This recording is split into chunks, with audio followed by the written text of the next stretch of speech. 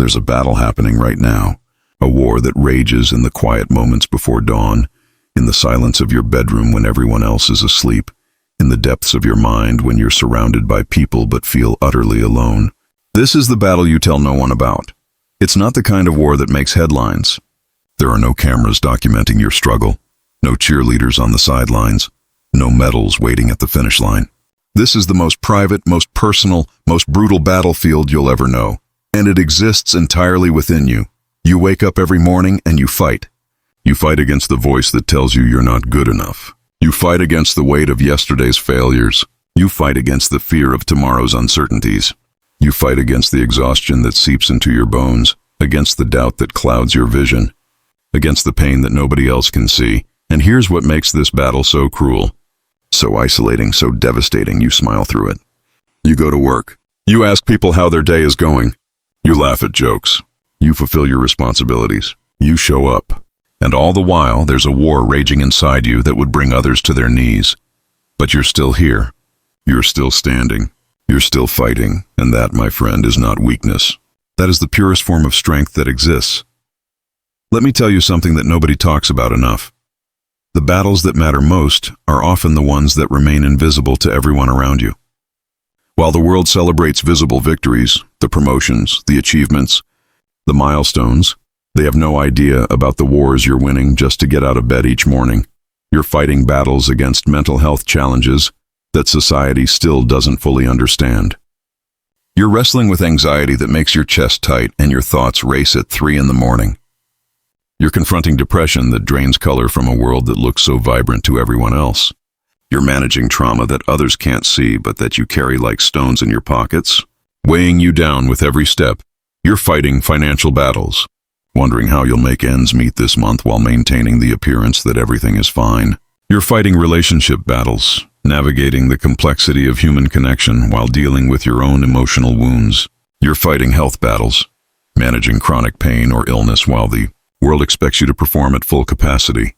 You're fighting battles against addiction, trying to resist the substances or behaviors that promise temporary relief but deliver long-term destruction.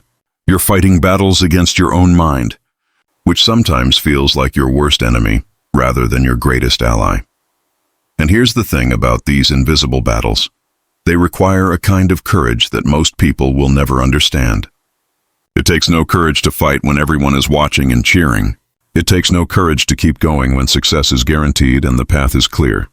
But to fight when no one knows, when no one sees, when no one understands, that's heroism in its truest form. You are a warrior in ways that most people will never comprehend. The burden of strength society has taught us a dangerous lie. That strength means having it all together. That strength means never breaking, never bending, never showing vulnerability. That strength means handling everything with grace and never asking for help. So you've learned to wear a mask. You've learned to be strong for everyone else. Your family needs you to be stable, so you hide your instability. Your friends need you to be fun, so you hide your pain. Your coworkers need you to be productive, so you hide your exhaustion. Your children need you to be confident, so you hide your doubts. You've become so good at pretending that sometimes you forget you're pretending at all. You've learned to compartmentalize your pain, to schedule your breakdowns, to ration your tears. You cry in the shower where no one can hear. You have panic attacks in your car before you walk into work. You write desperate thoughts in journals you hide under your mattress, and the weight of this performance is crushing you. Let me tell you something that might change your life. Real strength isn't about never falling apart. Real strength is about falling apart and choosing to put yourself back together one more time. Real strength isn't about having all the answers. It's about asking the questions even when you're terrified of what you might discover. Real strength isn't about being invulnerable. It's about being vulnerable and surviving anyway. The battle you're fighting requires you to be strong in a way that nobody prepared you for. You weren't trained for this kind of endurance. You weren't given a manual for surviving your own mind. You weren't taught how to keep going when every fiber of your being wants to quit. But somehow, you figured it out. Somehow you're still here. Somehow, despite the weight, despite the pain, despite the absolute exhaustion that comes from fighting, battles no one else can see, you're still fighting. The loneliness of the fight. One of the most painful aspects of this silent battle is the profound loneliness that accompanies it. You can be surrounded by people and still feel utterly, devastatingly alone.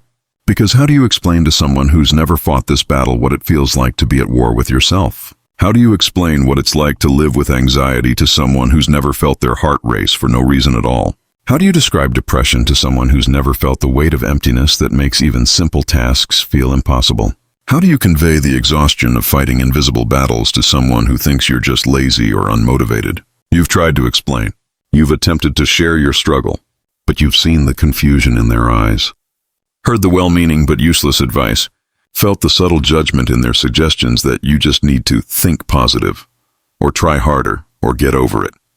So you stopped explaining. You stopped trying to make people understand. You smiled and said you were fine. You kept your battles to yourself, and the loneliness grew.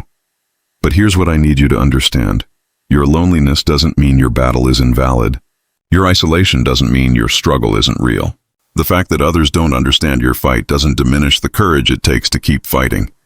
You are not alone in feeling alone. There are millions of people right now, in this very moment, fighting battles they tell no one about. They're wearing the same mask you wear. They're fighting the same invisible wars. They're experiencing the same profound isolation that comes from battling demons that others can't see. Your struggle is real. Your pain is valid. Your fight matters, even if no one else sees it, even if no one else understands it. Even if you have to fight this battle in complete silence, it matters. The shame that keeps us silent.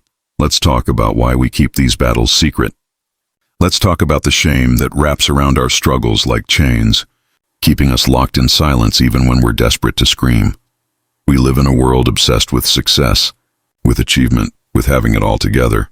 We scroll through social media and see everyone else's highlight reels, their perfect relationships, their career wins, their fitness transformations, their incredible vacations.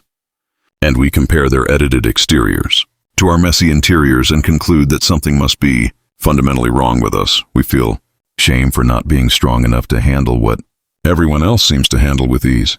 We feel shame for needing help when others seem to have it all figured out. We feel shame for our mental health struggles, our financial difficulties, our relationship problems, our addiction battles, our moments of weakness. The shame tells us that if people really knew what we were going through, they would judge us. They would see us as weak, as broken, as less than. The shame tells us that our struggles are character flaws rather than human experiences. The shame tells us to hide, to pretend, to suffer in silence rather than risk the vulnerability of honesty. But shame thrives in secrecy. Shame grows in darkness. Shame feeds on isolation. And the truth that shame doesn't want you to know is this: your struggles don't make you weak or broken or less than. Your struggles make you human. Your battles don't diminish your worth.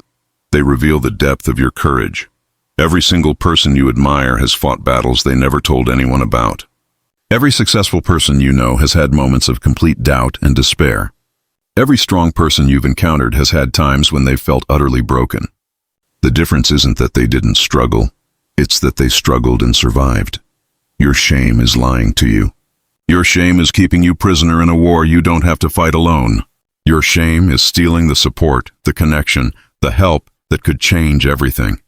The cost of the battle, let's be honest about what this battle is costing you. Because pretending it doesn't hurt doesn't make it hurt any less. This battle is costing you sleep. You lie awake at night, your mind racing through worst-case scenarios, replaying mistakes from years ago, worrying about futures that may never come. You're exhausted not just physically, but emotionally, mentally, spiritually exhausted in ways that sleep can't fix. This battle is costing you joy. You've forgotten what it feels like to experience pure, uncomplicated happiness. Every good moment is tinged with anxiety about when it will end. Every success is shadowed by the feeling that you don't deserve it. Every moment of peace is interrupted by the waiting for the other Essie.